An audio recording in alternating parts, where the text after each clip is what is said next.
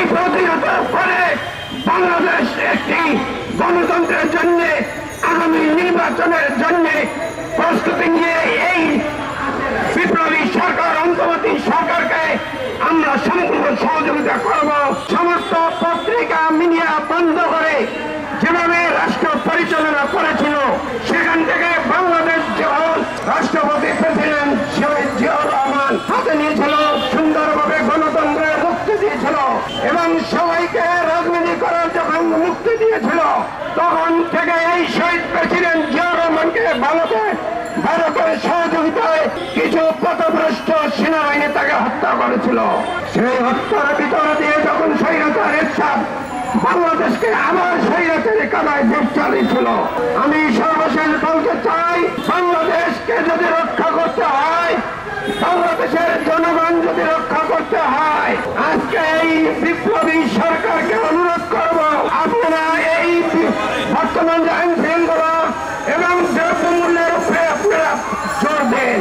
আপনারা যদি এইখানে কোনোভাবে যদি আপনারা সম্প্রীতি দেখাতে চান তাহলে এই বাংলাদেশকে অস্থিতিশীল করবে শুধু এই আইন শৃঙ্খলা অবনতি ঘটে এবং দ্রব্যমূল্যের ঊর্ধ্বগতি দেখে।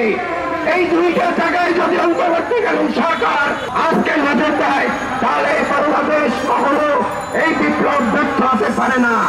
প্রিয় বন্ধুরা, আপনারা জানেন এই ভারত বাংলাদেশের একটি অঙ্গরাজ্য হিসেবে ঘোষণা করতে চায়। শেখ হাসিনা মাত্র ভারতের পক্ষে এখানে শুধু দেশ পরিচালনা করেছে, কিন্তু এই ভারতের প্রেসক্রিপশন দিয়ে আগামীতে এই ভারত আবার শেখ হাসিনাকে এখানে পুনর্বাসন করে পুনর্বাসিত হতে যাচ্ছে। এই শেখ মুজিবুর রহমানের কন্যাকে পুনর্বাসন করতে দেওয়া যাবে না। যখন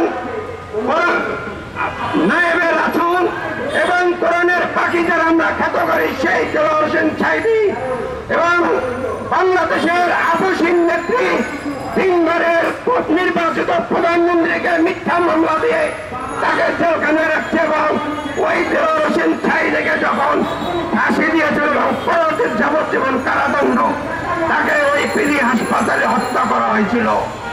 আজকে ওই আইনে, আন্তর্জাতিক আইনে ওই শেখ হাসিনার একমাত্র বাঁচার অবলম্বন রয়েছে এই আইনের কাছে হস্তান্তর করে ভারতের যদি আইনে হস্তান্তর করে তাদের বিচারের মুখোমুখি করা যায় তাহলে বাংলাদেশ হবে মুক্ত, বাংলাদেশ হবে স্বৈরাচার ফ্যাসিস্ট শেখ হাসিনা মুক্ত, গণহত্যা মুক্ত এবং আমরা যারা শহীদ হয়েছে সেই শহীদের রক্ত বৃথা যেতে দেওয়া যাবে না।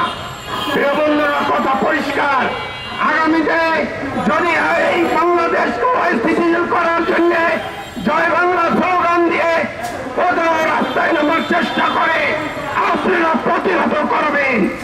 এই প্রতিহতের পরে বাংলাদেশ একটি গণতন্ত্রের জন্য আগামী নির্বাচনের জন্য প্রস্তুতি নিয়ে এই বিপ্লবী সরকার অন্তর্বর্তী সরকারকে আমরা সম্পূর্ণ সহযোগিতা করব। সেক্ষেত্রে রাজনৈতিকভাবে যে সরকার গঠিত হবে সেই সরকারকে সম্পূর্ণ সহযোগিতা করার জন্য আমরা সকল প্রকার সহযোগিতা করব।